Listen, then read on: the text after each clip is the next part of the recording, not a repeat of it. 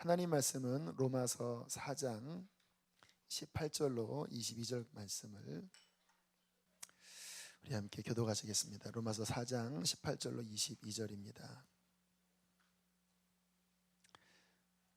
아브라함이 바랄 수 없는 중에 바라고 믿었으니 이는 내 후손이 이같으리라 하신 말씀대로 많은 민족의 조상이 되게 하려 하심이라.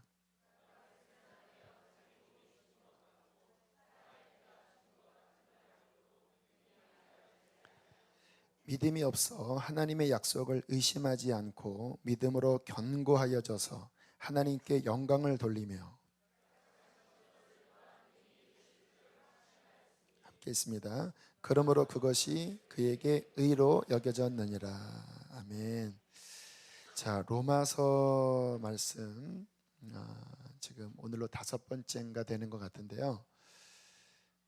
신앙생활을 할 때 진리 위에서 신앙생활을 하는 것이 매우 중요합니다.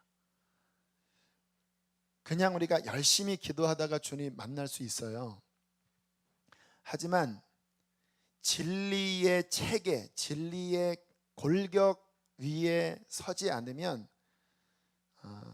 그러한 감성적인 신앙은 또 쉽게 흔들립니다. 또 자꾸 이렇게 속아요. 그러나 진리 말씀, 그 온전한 체계에 서서 신앙생활을 하면 이게 어떠한 시험이 와도 딱 그 진리 체계로서 방패를 막을 수 있습니다. 내가 구원 받은 건가? 내가 지금 잘 가는 건가? 우리 늘 헷갈리잖아요. 어떻게 죄를 이겨야 하지? 왜 지금 내 마음은 이렇게 답답하지? 내가 신앙생활 제대로 하는 건가? 우리는 계속 왔다 갔다 합니다. 은혜 충만할 때는 하나님 뜨겁게 만난 것 같다가 또 한번 죄 짓고 흔들리기 시작하면 끝없이 나락으로 떨어지고 굉장히 헤매요. 그런데 그 이유 가운데 하나가 진리 체계가 딱 잡혀지지 않은 상태에서 마치 이 건물의 골격이 별로 없는 거예요. 그러니까 집이 잘 안 지어지는 거죠. 사람의 뼈가 이 척추와 그 수백 개의 뼈가 딱 잡혀야 이게 움직이잖아요. 뼈 하나만 뼈도 힘들잖아요. 근데 뼈 없는 연체동물처럼 그렇게 흐느적거리는 신앙인들이 많습니다. 그래서 로마서를 다루는 것은, 로마서는 그 복음의 중요한 그 체계, 뼈대를 다루고 있기 때문에 로마서를 보는 건데요. 매 주마다 제가 이제 한 그 말씀씩 주제를 다루기는 하는데, 그 로마서를 제대로 알려면 전체를 봐야 돼요. 하지만 시간이 이렇게 매주마다 하면 이렇게 길어지기 때문에 여러분들이 관심이 있으신 분들은 지금 홈페이지에 설교각에서 올라가니까 계속 1강, 2강, 3강, 4강, 5강을 좀 시간 내서 들으시면서 이런 흐름이구나 라는 것들을 꼭 잡으셨으면 좋겠습니다. 자, 잠깐 정리를 하면요, 1장부터 3장 20절까지는 따라하겠습니다. 인간에 대한 진단이다. 네, 복음은 진단부터 들어갑니다. 왜요? 복된 소식을 주는데 목마르지 않으면 복된 소식을 안 받잖아요. 나 스스로가 어떠한 자라고 하는 진단이 명확해야 비로소 복음을 받아들입니다.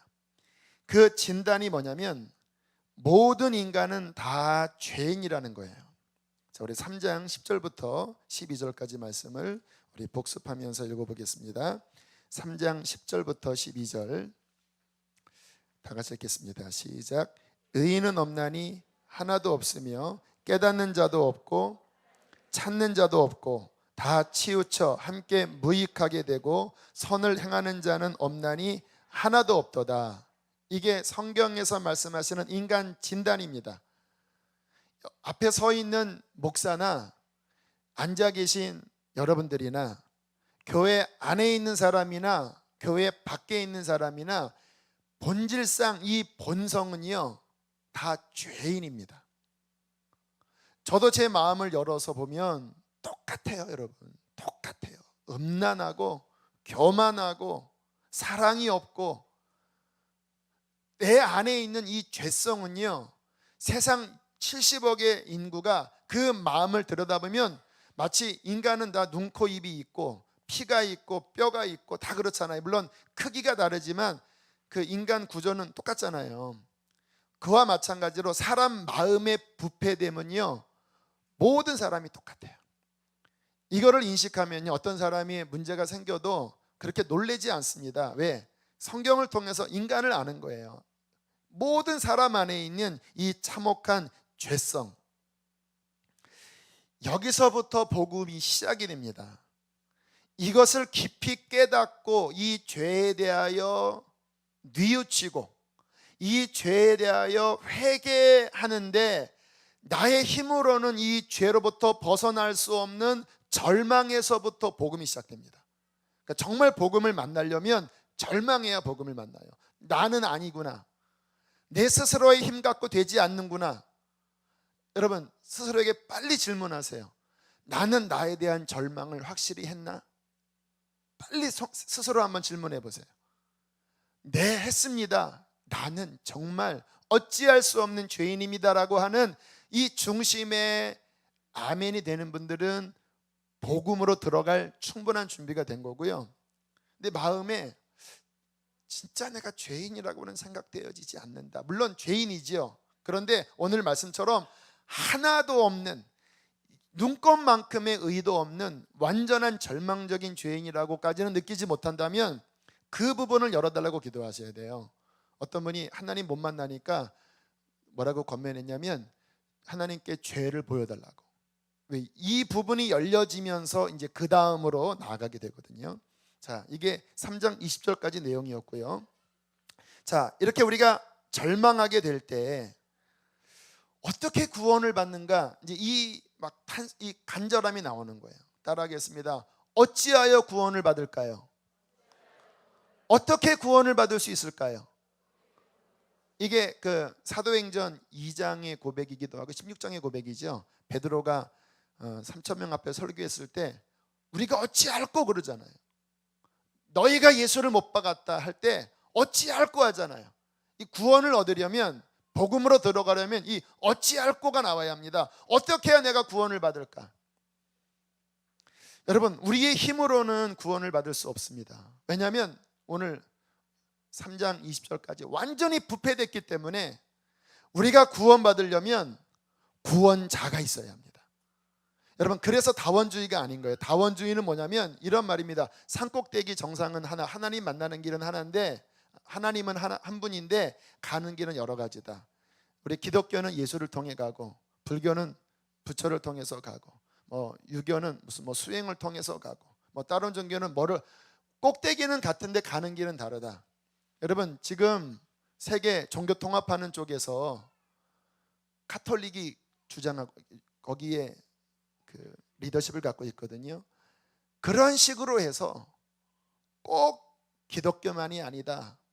그러나 결국 가는 길은 그 꼭지점에는 하나님, 이렇게 지금 미혹하고 있습니다. 여러분, 아닙니다. 하나님은 그렇게 말씀하지 않았습니다. 인간의 힘으로 구원받을 수 없기 때문에 하나님 그분께서 보내주신 길은 하나입니다. 그분이 보내주신 하나님의 아들, 2000년 전에 이 땅에 오신, 역사 속에 오신, 성경에서 수천 년 전에 예언하신 바로 그분 예수 그리스도만이 우리의 구원자예요. 성경에 다른 이름으로서는 구원할 수 없다고 말씀하신 거예요. 오직 예수. 여러분, 만약에 예수 외에 구원이 있다면 하나님께서는 성경에 또 다른 내가 예수를 보냈다, 또 다른 구원자를 보냈다 이렇게 했을 텐데 그게 아니에요. 오직 한 분을 이 땅에 보내주시고 그분이 십자가 달려 죽게 하시고 3일 만에 부활하게 하신 다음에 이 복음을 천하 만민에게 전하여 이 복음을 믿는 자마다 구원을 얻겠다고 말씀을 하신 것입니다. 구원은 어떻게 받습니까? 예수 그리스도를 통해서 받아요. 그게 바로 21절 22절입니다. 우리 3장 21절 22절 함께 있습니다. 시작. 이제는 율법 외에 하나님의 한 의가 나타났으니 율법과 선지자들에게 증거를 받은 것이라. 곧 예수 그리스도를 믿음으로 말미암아 모든 믿는 자에게 미치는 하나님의 의인이 차별이 없느니라. 이제는 길이 열렸는데 하나님이 보내신 예수 그리스도를 통해서 구원을 얻는 것입니다. 예수 그리스도를 만나서 구원을 얻는 거예요. 자, 그런데 어떻게 예수님을 만나느냐 이거예요. 어떻게? 이미 주님은 2000년 전에 왔다가 부활하시고 하늘로 가셨는데 그 예수님을 어떻게 만나느냐, 오늘은 그 부분을 살펴보겠습니다. 주님만이 우리의 구원자예요. 근데 주님을 어떻게 만나죠? 어떻게 만나요? 기도해서 만납니까? 교회 와서 만납니까? 물론 다 틀린 말은 아니지만 본질적으로 어떻게 만나요? 네? 네? 어떻게 만나요? 그 주님 만나는 그 키가 뭐예요? 말씀, 맞아요. 말씀도 맞아요. 그런데 우리 편에서 무엇으로, 성경이 그래서 오늘 3장에 보면 영어로 by 이겁니다. 뭔지 아세요? by faith, 믿음으로입니다. 믿음으로. 하나님께서 구원자 예수를 이 땅에 보내주셨어요. 그런데 그분을 어떻게 만나느냐? 그분이 이 땅에 오셨지만 수많은 사람들은 그분을 만나지 못했습니다. 구원받지 못했어요. 대제사장들, 서기관들 구원받지 못했어요. 로마의 수많은 사람들 구원받지 못했어요. 지금도 수많은 사람들이 구원받지 못했어요. 주님이 오셨다고 구원이 이루어진 게 아닙니다. 그분을 만나야 되는데 그분을 만나는 문이 뭐라고요? 믿음에 의하여. 여러분, 우리가 신앙생활을 할 때 이 믿음의 원리를 깨닫는 것은 굉장히 중요합니다. 로마서를 보면요, 로마서 1장 17절에 뭐라고 말씀하냐면 복음을 정의할 때 복음에는 하나님의 의가 나타나서 하나님의 진리, 하나님의 의로움, 하나님의 계획이 나타났다고 하는 건데, 하나님의 의가 나타나서 그 다음에 뭔지 아세요? 믿음으로 믿음에 이르게 하나니 기록된 바 오직 의인은 믿음으로 살리라. 그러니까 이 복음의 원리 자체가 믿음으로 시작해서 믿음으로 완성하고요, 사람이 이 복음을 경험하는 중요한 이 문고리 열쇠가 믿음에 의하여 하나님을 만나게 된다는 거예요. 그래서 이 믿음의 원리를 이해해야 비로소 복음이 열립니다. 제가 몇 번 간증을 했죠. 제가 20대 초반에 복음을 알고 싶습니다라고 기도했을 때 하나님이 첫 번째 제게 계시해 주신 게, 버스를 타고 가는데 갑자기 이 계시가 쏟아지는데 믿음에 대한 계시였습니다. 믿음. 대영아, 믿음은 하나님의 놀라운 약속을 이 땅에 내려오게 하는 파이프다. 믿음은 하나님의 모든 약속을 내 것 되게 하는 손이다. 하나님의 약속을 마음으로 믿어드리면 하나님의 그 모든 약속이 내 것이 되는 거야. 근데 이게 어떤 제가 책으로 배운, 뭐 다 아는 내용이긴 했지만 그 계시로 임하면요, 이게 막 가슴이 막 떨릴 정도로 막 흥분되면서 깨달아지잖아요. 막 깨달아져서 공책을 펴놓고 막 믿음은 막 적었던 기억이 나요. 근데 제가 한편으로는 나중에 좀 의아했던 게, 복음을 알려달라고 하면 뭐 성경 말씀에 뭐 예수는 어떤 분이고 이렇게 저는 생각을 들었는데, 주님이 그것보다는 먼저 믿음부터 알려주신 거예요. 그리고 나중에 성경을 보니까 이 복음에 나타난 하나님의 모든 약속들이 지금 내 것 되게 하는 이 파이프가 믿음이기 때문에 믿음을 알아야 하나님의 복음이 지금 내 것 되게 할 수 있는 거예요. 자, 로마서 9절을 보면요, 3장 20절까지는 죄에 대해서 이야기하다가 22절부터 이제 믿음을 이야기해요. 자, 22절 한번 읽어보실까요? 거기에 믿음의 표시를 딱 할 수 있으면 좋으면 하시고요. 22절 시작. 믿음으로 말미암아 모든 믿는 자에게 미치는 하나님의 의인이 차별이 없느니라. 25절. 이 예수를 하나님이 그의 피로써 믿음으로 말미암는 화목제물로 세우셨으니 이는, 됐습니다. 넘어가시. 26절로 시작. 곧 이때에 자기의 의로우심을 나타내서 자기도 의로우시며 또한 예수 믿는 자를 의롭다. 27절. 그런즉 자랑할 때가 어디 있느냐? 있을 수가 없느니라. 무슨 법으로냐? 행위로냐? 아니다. 오직 믿음의 법으로니라. 28절. 그러므로 사람이 의롭다 하심을 얻는 것은 율법 행위에 있지 아니하고 믿음으로 되는 줄을 우리가 인정하노라. 30절 할례자도 믿음으로 말미암아 또한 무할례자도 믿음으로 말미암아 의롭다 하실 하나님은 한 분이시니라. 마지막 31절 그런즉 우리가 믿음으로 말미암아 율법을 파기하느냐 그럴 수 없느니라. 도리어 율법을 굳게 세우느니라. 사장은 전체가 아브라함의 믿음입니다. 굉장히 길게 바울이 죄에 대한 이야기를 하다가 이제는 예수를 통해서 구원받는데 그 예수를 믿음을 통해서 만나는 거다. 믿음으로 구원받고 믿음으로 율법을 세우고 이 하나님의 계획은, 사장은 무슨 내용이냐면요, 이 하나님의 계획은 바울 내가 지금 이 시대에 연 게 아니라 이미 수천 년 전 믿음이 시작되는 그 아브라함, 우리의 조상 아브라함, 그 아브라함이 시작될 때부터 하나님은 믿음으로 하나님을 만나는 것을 이미 계획하셨다.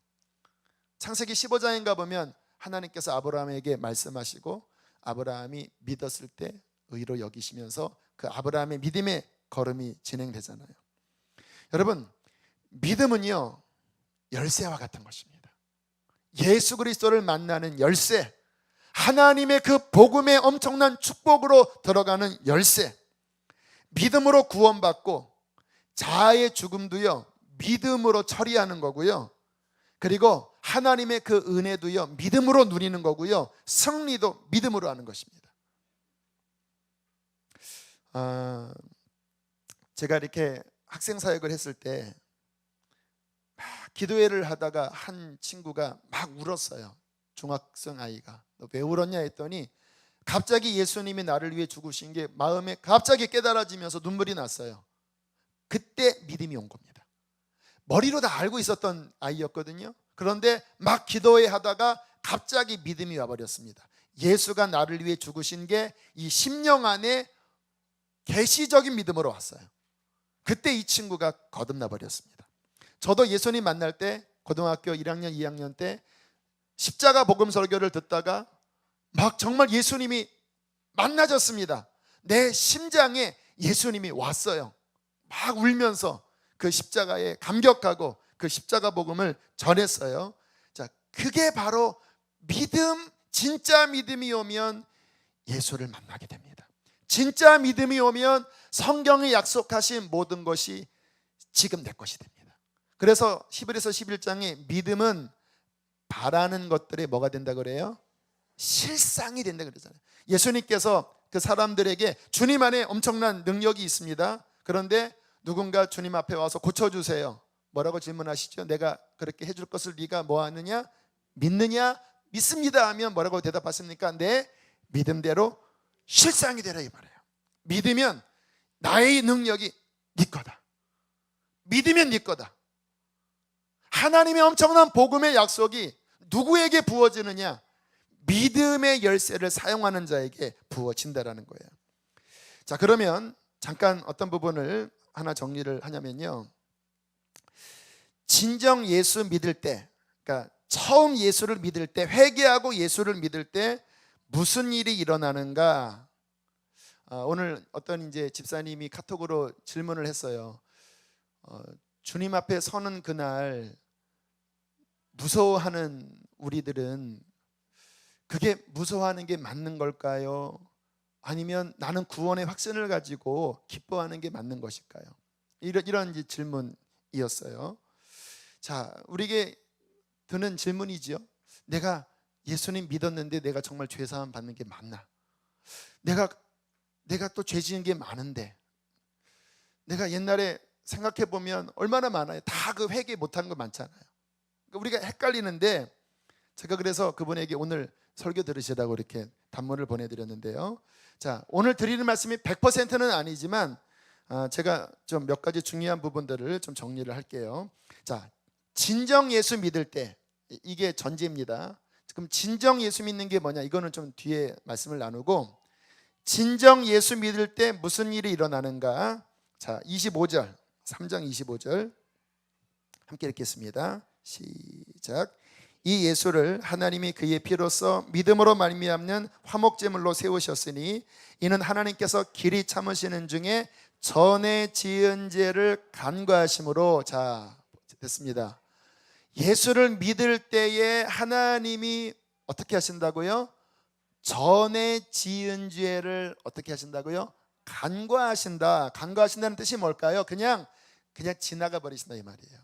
전에 지은 죄, 내가 주를 만나기 이전에 지었던 그 수많은 죄악들에 대하여 주님께서 간과하신다. 자, 4장으로 넘어가서 7절 8절, 지난번에 다룬 부분이지만 한 번 더 반복하면서 점검을 할 필요가 있어요. 4장 7절 8절 읽겠습니다. 시작. 불법에 사함을 받고 죄가 가리어짐을 받는 사람들은 복이 있고 주께서 그 죄를 인정하지 아니하실 사람은 복이 있도다 함과 같으니라. 자, 예수를 진정 믿었을 때 불법이 어떻게 된다고요? 사함 받는다. 죄가 어떻게 된다고요? 가리워진다. 8절에 주께서 그 죄를 인정해요, 인정 안 해요? 이 사람이 복이 있다라고 말씀하는 거예요. 이게 뭐냐면요, 신학 용어로 칭의인데, 칭의의 개념은, 비가 오나요? 칭의의 개념은요, 이게 법적인 용어인데요, 그 뉘앙스가 중요합니다. 나에게 어떠한 놀라운 선한 것들이 부어졌다라고 하는 표현보다는요, 사면입니다. 사면. 지금 뭐 8.15 사면 뭐 그런 거 있잖아요. 우리의 지난 날의 어마무시한 죄악들, 하나님과 원수가 되고 지옥 갈 수밖에 없는 수많은 그 죄악들이 있어서 그 죄와 허물로 내 영혼은 죽어버렸고, 그 죄 때문에 하나님의 진노 아래에 있는 거거든요. 그 죄가 해결되지 않으면 나는 이제 영원히 하나님을 떠나서 멸망에 들어가야 되는 거거든요. 죄가 우리를 망쳤습니다. 그런데 예수를 진정 믿게 될 때에 그 어마무시한 죄악들을 하나님이 예수의 보혈로 덮어버리십니다. 그리고 우리를 향하여 죄 없다라고 간주해 주시는 거예요. 너 죄 없다. 너 죄 없다. 나 지나간 날에 죄가 너무 많은데요, 네가 나를 진정 회개하고 나를 믿었을 때 지난 날의 모든 죄를 내가 하나도 인정하지 않겠다. 이 사람이 복 있는 사람이라고 말씀을 하시는 거예요. 자, 그러나 우리에게 걱정은 뭐냐면요, 우리의 본질은 변한 건 아니에요. 물론 이 부분도 보완될 부분은 있지만 나의 그 죄성 자체가 변한 거는 아니에요. 그러니까 우리가 이제 고민스러운 거죠. 미래의 죄까지 다 용서받은 거 아닙니다. 성경 말씀 그대로 보면 지나간 날의 허물에 대하여 하나님이 덮어버리신 거예요. 용서하신 거예요. 그런데 여전히 우리는 죄성이 있기 때문에 고민이 됩니다. 또 하나는 그렇기 때문에 우리는 언제나 실족할 가능성이 다분히 있는 사람들이에요. 그래서 구원을 두렵고 떨림으로 이루는 게 맞습니다. 나는 그래 구원받았으니까 기뻐해야 돼요. 감격해야 돼요. 이 구원을 선포해야 돼요. 그러나 그게 방종으로 가서는 안 됩니다. 그 기쁨과 동시에 내 신앙을 잘 지켜나가고 주님 앞에 범죄했을 때 계속 예수의 십자가의 은혜를 의지해서 주님과 동행하는 이 늘 깨어있는 것이 함께 필요한 거죠. 자, 아무튼 그 부분은 이제 앞으로 5장, 6장, 7장 가면서 자세하게 다룰 거고요. 앞 초기 부분 정리를 하면요, 예수를 믿을 때 따라합시다. 지나간 죄가 용서되어진다.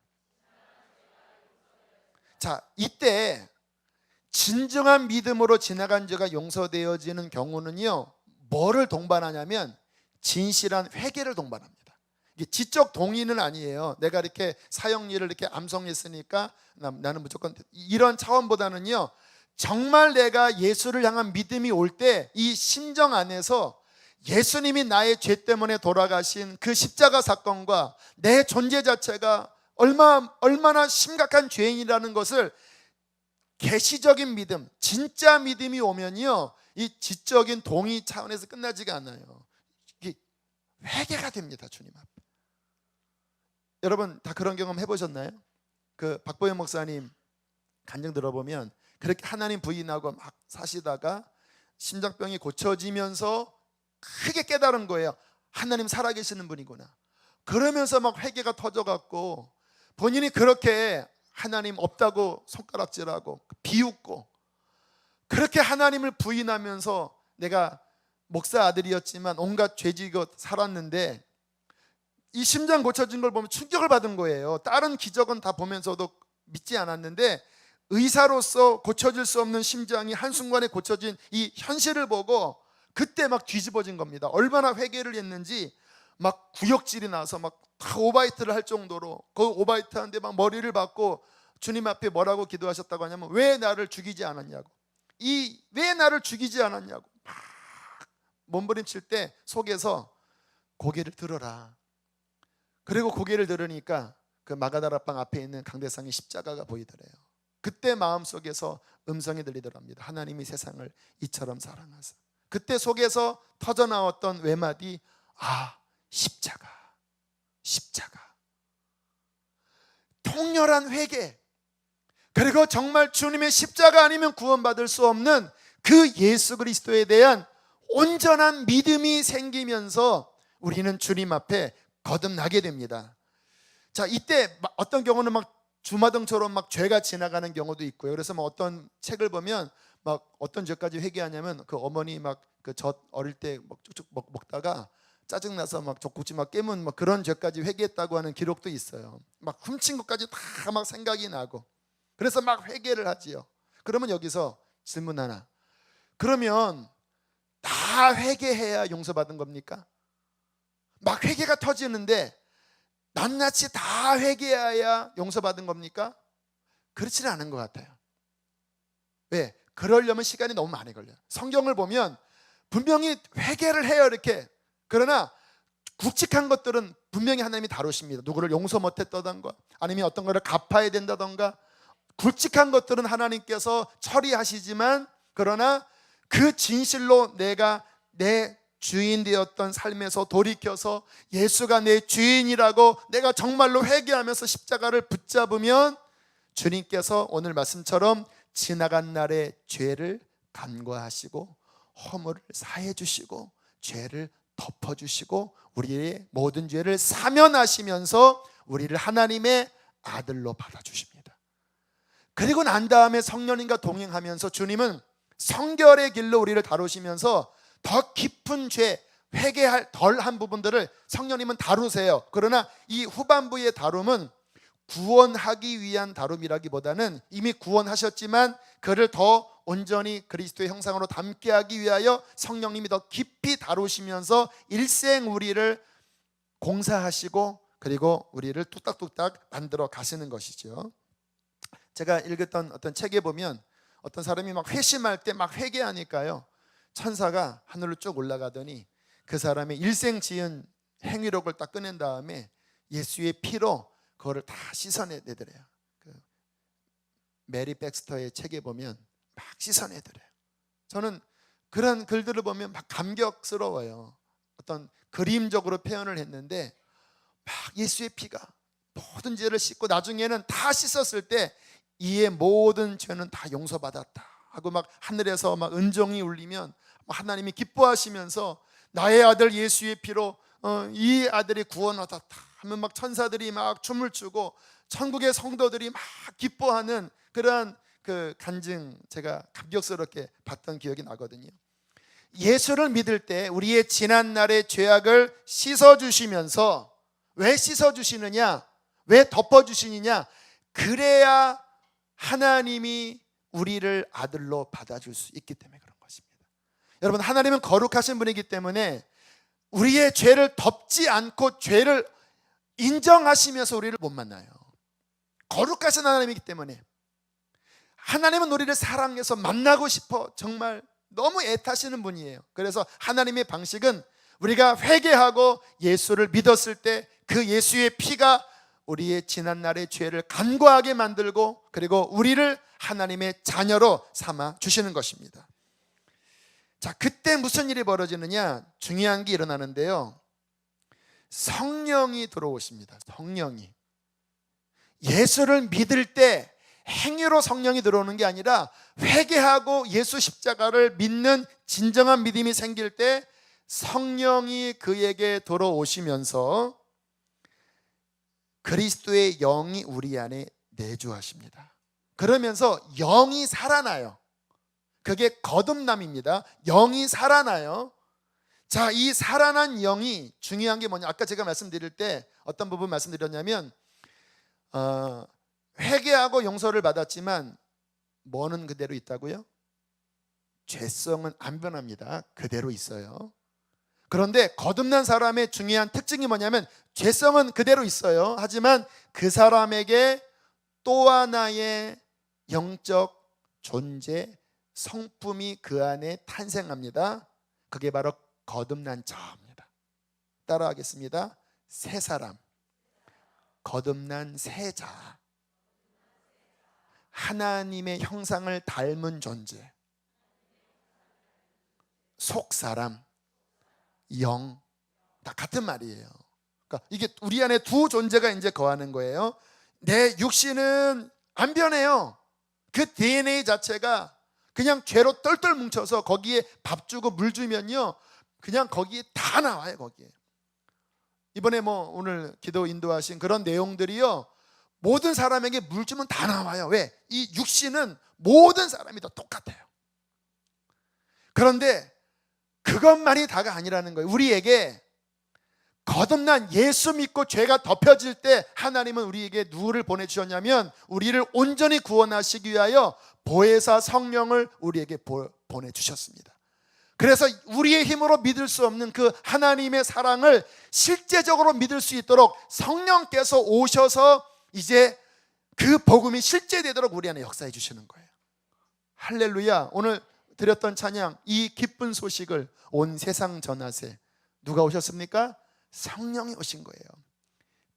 예수 그리스도가 오신 것 가장 기쁜 소식이고요, 그 안에는 뭐가 있냐면 예수 그리스도 안에 그 성령의 은혜가 우리 안에 들어와서 내 힘으로 하나님을 아버지라 부를 수 없는데 성령이 하나님을 아버지라고 부르게 하시고, 내 힘으로 예수를 주라고 고백 못하는데 성령이 예수의 그 십자가가 그 현실로 믿겨지게 만드는 거예요.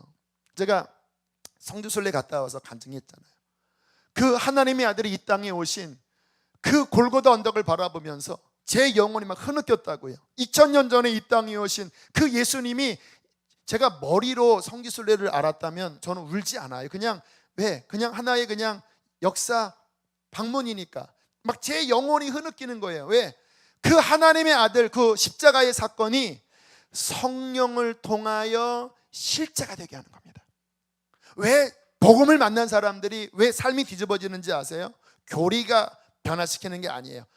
우리 안에 오신 성령이 그 복음이 우리 안에 계시로서 실제가 되게 하기 때문에, 십자가 하면 우리 교우 어떤 분 주님 만난 다음에 예수의 옛자만 들어도 눈물이 나고 주님의 성화만 봐도 눈물이 나고. 왜 그럴까요? 성령이 오셔서 예수의 실제를 우리 안에 보여주시는 것입니다. 그리고 그 성령님은 이제 우리 안에 영을 살려서 하나님과 교제하게도 만들고, 그리고 우리로 하여금 하나님의 은혜를 누리게 하고, 그리고 주의 뜻대로 이제 살고 싶어. 내 육신은 죄를 짓고 싶지만 우리 속에 있는 거듭난 새 자, 성령이 거하시는 그 내 속사람은 이제 하나님의 뜻대로 살고 싶은. 자, 5장으로 넘어가 보세요. 자, 그게 5장 제가 다음번에 할 건 미리 잠깐 땡기면요. 자, 5장 1절 2절 한번 읽어보실까요? 시작.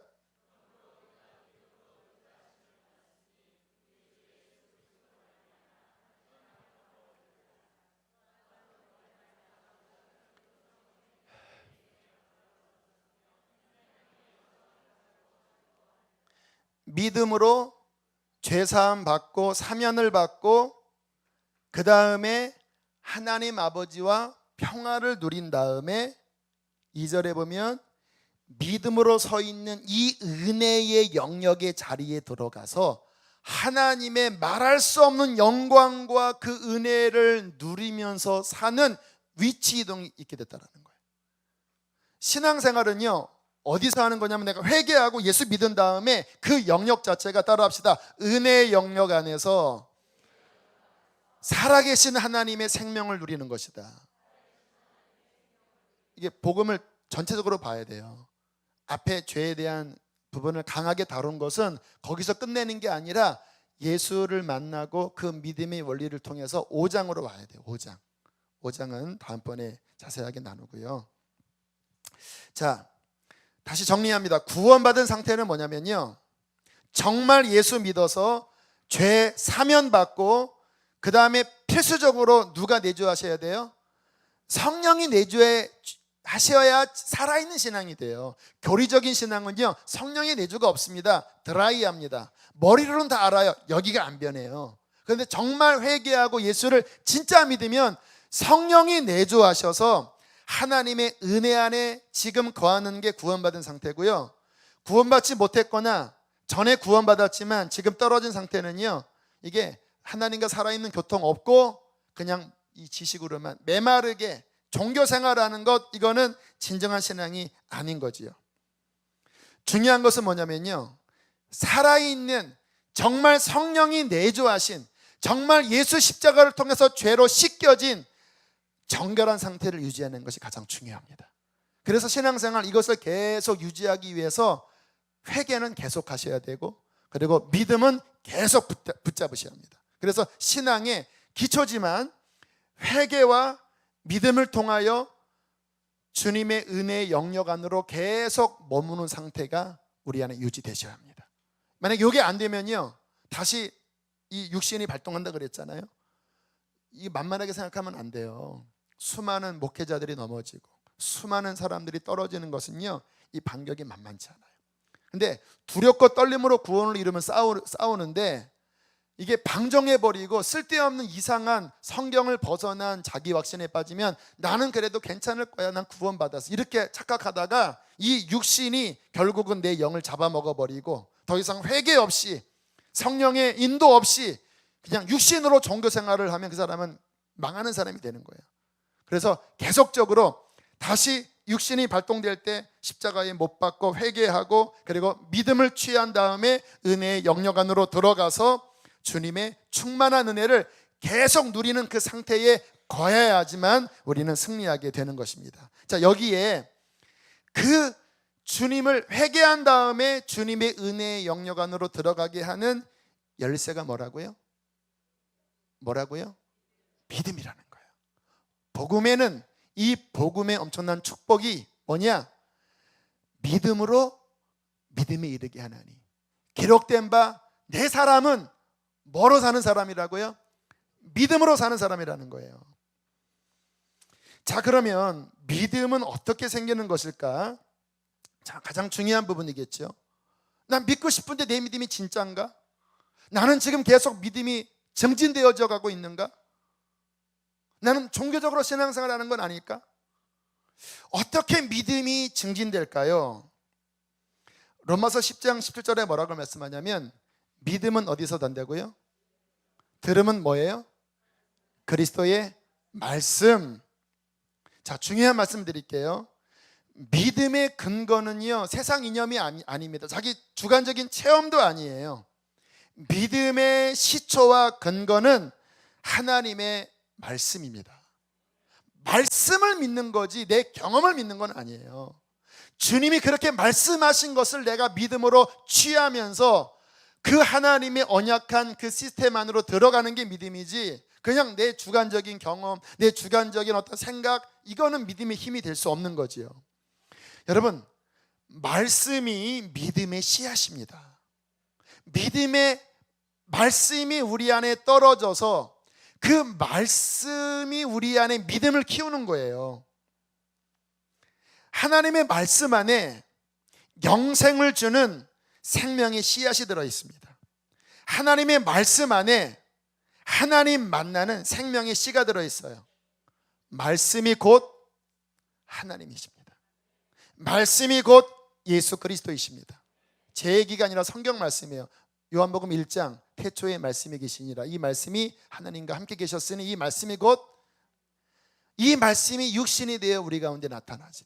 독생자의 영광 예수 그리스도. 요한복음 14장 내가 곧 길이요 진리요, 말씀이라는 거예요. 내가 곧 진리의 말씀이야. 내가 진리의 말씀이다. 하나님께서는요, 이 구원의 이 역사를요, 2000년 전에 예수님께서 이 땅에 오신 다음에 수천 년이 지났고 열방으로 흩어졌잖아요. 주님께서 그 시대 속에서 다시 또 이 땅에 현현하셔서 봐라, 내가 이렇게 살아있다, 이러한 방식으로 복음을 전하게 한 것이 아니라 이 복음의 말씀이 선포되어지는 그곳에 그 말씀이 예수님 자신이 되어 역사하게 하셨어요. 그래서 마가복음 16장에 보면 온 천하에 다니면 이 복음을 전하라, 이 말씀을 전하라. 누구든지 이 복음을 믿으면 구원을 얻을 것이다. 왜? 그 말씀이 곧 예수 그리스도시기 때문에. 여러분, 지금 제가 제 얘기 말씀을 하는 게 아니라 성경 복음 말씀 전하고 있죠. 그러면 지금 이 가운데 누가 역사하고 있는 것일까요? 진리이신 예수 그리스도가 계신 거예요. 여러분이 이 말씀을 마음을 열고 받아들일 때 여러분은 누구를 만나는 거냐면 예수를 만나는 거예요. 왜요? 그분이 곧 진리이시기 때문에. 진리의 말씀 안에 거하는 존재로서 주님은 계시기 때문에 진리의 말씀 안에서 믿음이 비로소 생성되고 진리의 말씀 안에서 믿음이 움직이고 그 믿음이 움직일 때 살아계신 하나님을 만나게 된다는 것입니다. 저는 지금껏 어떻게 예수님을 만나는지 아십니까? 말씀으로 예수를 만나요. 말씀으로. 저희 기준은 오직 말씀이에요. 오늘도 로마서를 정리하면서 저는 조정합니다. 제가 갖고 있는 신앙의 체계, 말씀의 빛 안에서 또 조정을 내요. 또 좀 치우친 게 있으면 일로 또 마치고. 제가 어릴 때 교회에 나가서 말씀의 씨가 떨어졌어요. 7살 때. 그리고 제 마음에 갈급함이 계속 일어나다가 중학교 2학년 때 그 말씀의 씨가 자라서 주님께 돌아왔어요. 고등학교 1, 2학년 때 십자가 만날 때도 역시 말씀을 듣다가 만났어요. 제가 성경을 연구하면서 지금도 저는 성경을 사모하는 마음으로 읽어요. 권씩 읽어요. 이렇게 성경을 읽으면 제가 우리 교육자들과 나눌 때 한 권 한 권을 읽을 때마다 너무나 감격스럽고 진리가 열리고 제 영혼이 막 주님 안에 믿음이 증진돼요. 왜요? 말씀이 바로 믿음의 씨앗이기 때문에. 사랑하는 교회 여러분, 여러분이 신앙생활을 할 때 주의하십시오. 우리가 말씀의 기초 그리고 말씀의 그 충만한 이 빛 영향력을 날마다 유지하는 식의 신앙생활 안 하면요, 절대 믿음은 안 자랍니다. 그냥 내 경험은 드러날 수 있어요. 내 어떠한 신앙생활의 연조는 드러날 수 있어요. 그러나 성경에서 말씀하시는 그 역사를 일으키는 믿음, 복음 안에 나타난 그 by faith, 그 믿음에 의하여 하나님의 풍성함을 누리는 그 진짜는요, 우리가 날마다 말씀의 영향을 받지 않으면요, 요원한 꿈 같은 이야기예요. 그냥 설교 들으면 그러려니 하지, 매 순간마다 그 말씀 안에 살아계신 그 하나님, 그 말씀을 내가 믿음으로 붙잡으면서 믿음에 의하여 하나님을 누리는 그 진짜 신앙생활은 약해져요. 저는 그래서 오늘도 다짐해요. 우리 교우들이 정말 말씀에 영향받는 진정한 거룩한 살아있는 믿음의 성도가 되길 바랍니다. 여러분, 경건 노트, 여러분 아무리 생각해도 이거는 옵션이 아니에요. 뭐 많은 분들이 안 쓰고 있다는 것은 알고 있습니다. 알아요, 다 알아요. 하지만 제가 깊이 고민합니다. 우리 교우들이 날마다 목사인 나도 날마다 아침에 그 말씀을 비로소 봐야 정신 차려지는데, 그 말씀의 한 절 한 절이 내 마음의 진리로서 부딪혀야 예수를 만나는데, 뭐 이렇게 불 붙을 때는 열심히 읽으시죠. 일독도 빨리 끝내시고. 그런데 이게 매일 먹는 이 양식처럼 되지 않고 그냥 어느 순간 성경이 안 읽혀지게 그냥 흘러가요. 그러면 뭘로 살아갑니까? 내 생각으로, 자아의 생각으로, 내 경험으로. 그러면 믿음이 작동되는 게 아니라 그냥 전통이 작동되고 그냥 내 습관이 작동돼요. 그러면 하나님이 원하시는 그 믿음의 시스템이 안 돌아가요. 성경을 꺼내 읽다가 하나님이 그 안에 말씀을 주신다는, 레마의 말씀을, 지금 내게 필요한 복음을 더 완성시켜 주시고, 그러면 그 깨달아진 말씀을 적고 그 말씀 갖고 기도하면요, 그 진리의 말씀으로 기도하고 그 진리의 말씀으로 하나님을 만날 때 그 말씀을 믿는 믿음에 의하여 우리는 거룩한 하나님 앞에 나아갈 수 있는 것입니다. 저는 우리 교우들이 믿음의 말씀을 믿는 그 말씀에 날마다 영향력을 받는 진정한 믿음의 사람으로 서게 될 것을 축복합니다. 제가 그렇게 만들어 드리겠습니다. 쪼여 드리겠습니다. 갈아 드리겠습니다. 순종하시길 바랍니다. 말씀 아니면 내 믿음에 기초가 없다, 신앙이 출발도 안 한다, 이렇게 생각하셔야 돼요. 믿음이 신앙의 출발인데 말씀이 없으면 나는 신앙 시작한 것도 아니다. 진정한 신앙의 사람은 말씀으로 사는 사람입니다. 사람이 떡으로만 사는 것이 아니라 하나님의 입에서 나오는 말씀으로 사는 것이다. 두 번째, 언제 믿음이 생길까요? 그러면 말씀을 읽으면, 말씀을 들으면 무조건 믿음이 생길까요? 그렇지는 않습니다. 예수님 당시에 수많은 군중들이 주님을 따라다녔지만 다 믿는 사람은 아니었어요. 이 가운데도 말씀을 듣지만 어떤 사람에게는 믿음으로 화합된 사람이 되지만 어떤 사람에게는 그 사람에게 이 말씀이 그냥 강 목사의 말이지 하나님 말씀이 아닌 경우가 있어요. 여러분, 언제 말씀이 우리의 심령 안에서 생명으로 작용하냐면요, 전심으로 반응해야 말씀은 생명이 됩니다. 제가 사역을 하다 보면 어떤 사람은 말씀을 전하고 이렇게 사역을 하면 교회 온 지 얼마 안 됐는데도요, 금방 변화되는 사람이 있어요. 막 울고 막 회개하고 하나님 만나요. 금방. 물어보면 모태신앙도 아니에요. 그냥 이렇게 그냥 세상에서 굴러다가 오셨는데, 근데 그냥 어떻게 그렇게 예쁜지 그냥 주님 만나요. 그런데 어떤 사람은 아무리 말씀을 전하고 아무리 해도 뺀질뺀질해요. 안 바뀌어요. 왜 그럴까? 속을 들여다보니까요, 차이가 있습니다. 주님 만나는 사람은요, 초신자든 또 죄인이든 그 복음이 들릴 때 그 중심 안에 전심이 나와요. 그러니까 왜? 나의 처절한 한계를 보고 그 복음이 들려올 때 예수를 전심으로 붙잡아요. 전심으로 붙잡으니까 그 말씀이 비로소 우리 안에 쑥 들어와서 생명이 됩니다. 지난번에 우리 김명현 교수님이 난자와 정자의 그 수정을 통해서 비유를 들으셨던 적이 있어요. 정자가 아무리 이렇게 많아도 난자 안에 들어가지 못하면 다 죽는다고. 근데 그 말씀이 우리의 마음 밭 안에 그렇게 수정되고 들어와야 비로소 생명이 된다, 거듭난다, 그렇게 그 비유를 드셨거든요. 참 탁월한 비유예요. 말씀은요, 자체가 생명력이 있지만 여러분, 씨앗이 아무리 좋아도 밭에 정확히 심겨져야 싹이 나는 거 아니겠습니까? 여기가 밭이잖아요. 근데 이게 언제 들어오냐? 전심일 때. 전심이 아니면요, 복음이 탁 떨어져서 위에서 썩어버립니다. 제가 사역을 할 때, 지금도 기억나면 수련회 때였는데, 이제 마지막 날 주님 만나려고 다들 막 몸부림치고 있었어요.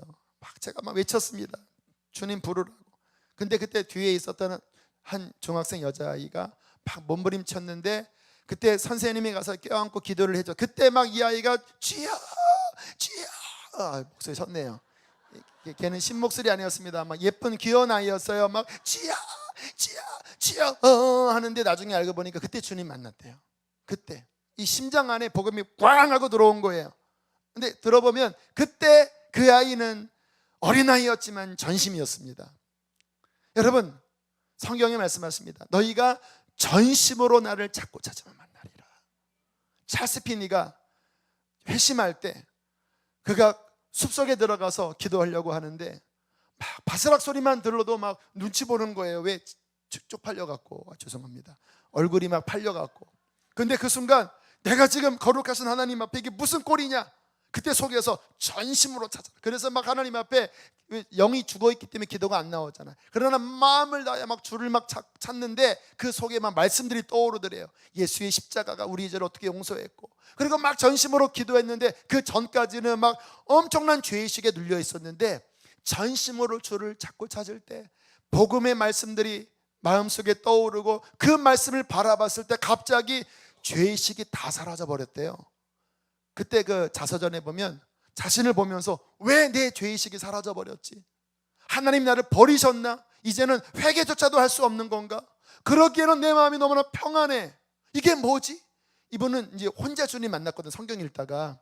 그리고는 그날 밤에 자기 집에 돌아와서 그 난로 앞에서 첼로를 꺼내고 찬양을 부르는데 갑자기 막 눈물이 쏟아지는데 그 다음에 성령이 강타해서 그냥 성령이 폭포수 같은 은혜가 너무 부어져갖고 하나님 그만 주세요, 나 죽겠습니다. 그리고 난 다음에 그 다음날 막 말씀을 전하는데 전할 때마다 사람들이 뒤집어져서요, 그분이 미국 제2차 대각성 운동을 이끌고 평생 50만 명을 회심시켰습니다. 그 50만 명은 적당히 군중 회개가 완전 회개시킨 이 회심. 근데 그분의 그 회심 기록을 보면 그렇게 주님을 만난 그 순간에 죄의식이 사라져 버렸다라는 거예요. 구원받은 거죠. 죄가 가리워진 거죠. 근데 그때 그 동인이 뭔지 아십니까? 전심. 따라합시다. 전심. 오늘 밤에도 주님을 만나고 돌아가실 분이 있고 만나지 못하고 돌아가실 분도 있습니다. 누가 만나는지 아세요? 전심. 음률이 좋네요. 다시 한번, 전심. 전심은요, 우리 안에 방해 요소가 있을 수도 있어요. 저도 오늘 말씀을 준비하면서 막 속에서 피곤하고, 근데 제가 오늘 말씀 준비하면서 그래, 전심이다, 막 피곤한 거를 무릅쓰고 주님 도와주세요, 주님 오늘 말씀을 열어주세요, 주님 오늘 하나님의 계시의 영이 부어지게 해주세요. 하나님께서 오늘 어떤 분들에게는 이 믿음의 말씀을 성령께서 깨닫게 하시는 분들이 많이 계십니다. 근데 이게 전심으로 믿음의 작동을 하나님이 하게 하신 거예요. 준비 기도할 때 오늘 밤에 지금 여러분의 삶에 어떠한 답답함이 있으십니까? 영적으로 막힌 게 있습니까? 오늘 뚫으셔야지요. 할렐루야. 오늘 구원을 누리셔야지요. 구원은 나중에 누리는 게 아니라 지금 누리는 것입니다. 어떻게 주님 만난다고요? 전심으로 복음의 말씀을 붙잡고 돌파해 버릴 때에 주님의 풍성한 구원이 지금 우리를 살리고 회복하고 하나님의 은혜를 누리게 만들어 줄 것입니다. 마지막, 믿음은 뭐냐면요, 따라하겠습니다. 약속을 붙잡고 주장하는 것이다. 이게 믿음이에요. 아까 말씀과 연결되는데요, 중간에 전심을 내가 넣은 거에 중요하기 때문에. 근데 앞과 연결됩니다. 말씀으로 믿음이 생긴다고 했는데 믿음은 뭐냐면 그 말씀을 주님 앞에 이렇게 주장할 때 믿음이 강화돼요. 그 피니의 간증을 보면 막 주님 앞에 기도할 때 이분도 이 믿음을 잘 사용하는 분이거든요. 주님 앞에, 하나님, 주를 찾는 자를 주님은 버리지 않는다고 말씀하지 않았습니까? 구하라 주신다고 말씀하지 않았습니까? 주님은 주실 수밖에 없습니다. 그 근거가 하나님의 말씀을 꺼내서 그 약속을 하나님 앞에 주장하는 거예요. 근데 본인 기록에 보면 그때 하나님이 기뻐하신다라는 생각이 들었다. 여러분, 하나님은요 믿음의 사람을 기뻐하십니다. 근데 믿음의 사람들 다 보면요 동일합니다. 감정, 환경, 내 처지를 의지하는 게 아니라 언제나 그 사람이 뽑아 쓰는 것은 하나님의 약속의 말씀입니다. 왜 제가 경건노트스라고 하는 게 이유가 날마다 어떤 말씀을 잡아야 주장하지요. 그 수표를 붙잡고 여러분 사용해야지요. 말씀이 없이 그냥 무조건 매달릴 수는 없는 거 아닙니까? 하나님이 주신 말씀을, 그 약속을 붙잡고 하나님 이렇다고 말씀하지 않았습니까? 이루어 주십시오. 하나님은 신실한 분입니다. 약속을 주장할 때 그 믿음대로 하나님이 응답해 주실 것입니다. 오늘 아브라함을 보면요, 아브라함 오늘 본문으로 들어가 봅시다. 17절 하나님이 말씀하셨습니다. 17절에 읽겠습니다. 17절 시작.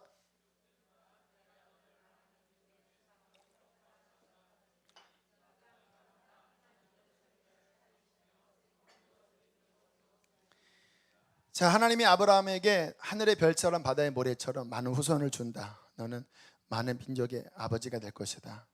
그런데 이 말씀을 해놓고 굉장히 긴 시간 자녀가 없었죠. 자, 그런데 오늘 아브라함을 보니까 그 없었던 긴 기간 가운데 아브라함은 믿음을 주장했다라는 거예요. 18절에 보면 아브라함이 바랄 수 없는 중에 어땠다고요? 무엇을 붙잡은 거예요? 내 후손이 이 같으리라 하신 말씀대로 말씀을 붙잡았다라는 거예요. 19절 자신의 현실이 어땠습니까? 100세가 되어 자기 몸이 어떻게 됐어요? 사라의 태도 알았지만 뭐가 약해지지 않았어요? 그 믿음은 무엇입니까? 20절 크게 읽습니다. 시작. 믿음이 없어 하나님의 약속을 의심치 않고 믿음으로 견고하여져서 하나님께 영광을 돌리며 약속하신 그것을 또한 능히 이루실 줄을 확신하셨으니 그러므로 그것이 그에게 의로 여겨주셨다. 할렐루야. 믿음은 뭐냐면 약속을 주장하는 거예요. 이 눈에 아무 증거 아니 보이고 귀에 아무 소리 아니 들려도 약속하신 말씀을 붙잡고 하나님 당신의 약속을 이루어 주십시오. 많은 분들이 회개까지는 가는데 말씀을 믿음으로 붙잡는 데까지 나아가지 않아서 신앙이 흔들거려요. 많은 분들이 나 구원받은 거 맞나요?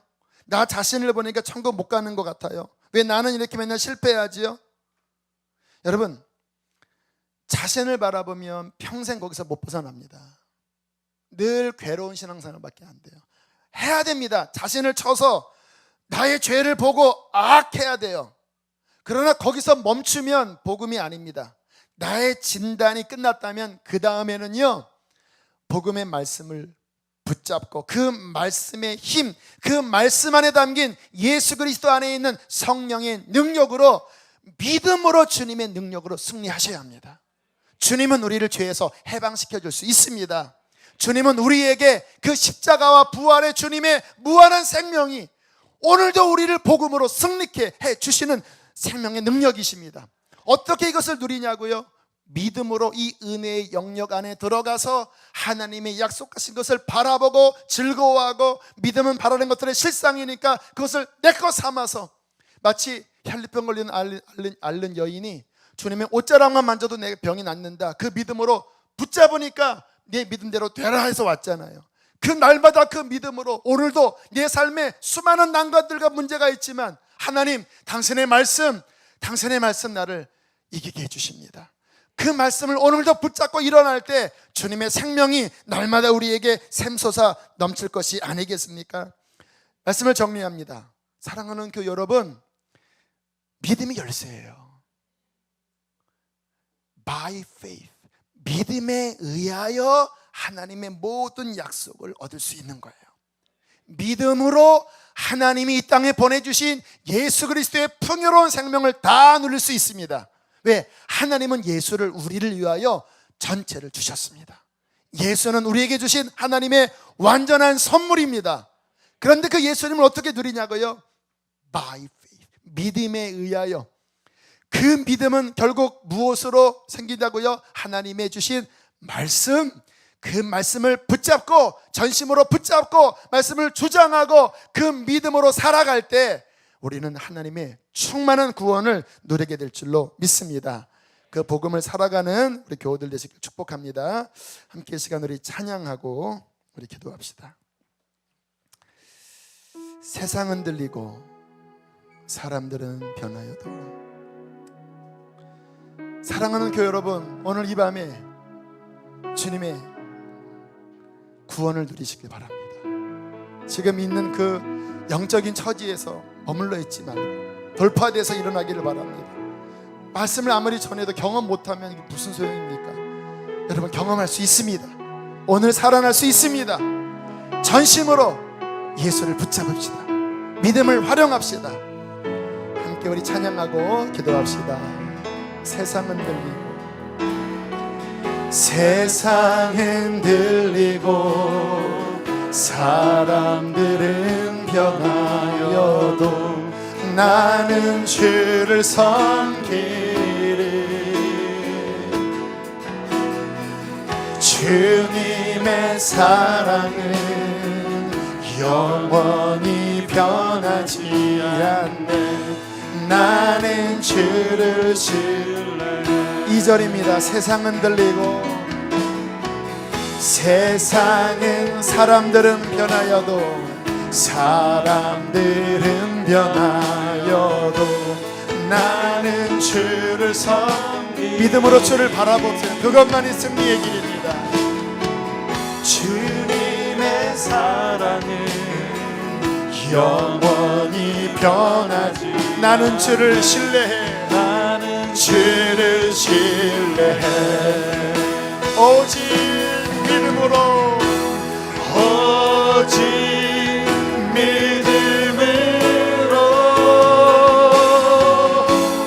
믿음으로 내가 살리라.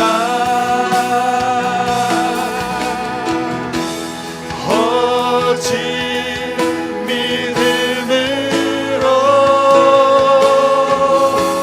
믿음으로 내가 오직 의인은 믿음으로 말미암아 살리라. 오직 의인은 믿음으로 말미암아 살리라. 약속의 말씀을 붙잡는 믿음의 사랑이 됩시다. 오직 의인은 우리 한 번 더 우리 손을 들고 싶은 분들은 하늘을 향하여 손을 들고 오직 믿음으로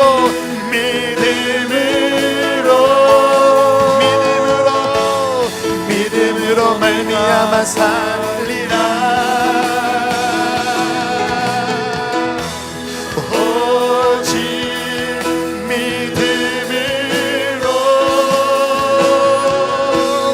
믿음으로 말미암아 살리라. 지금 나의 삶의 눌림들, 낙심들, 질병들, 여러분 믿음의 눈을 열어 주님을 바라보십시오.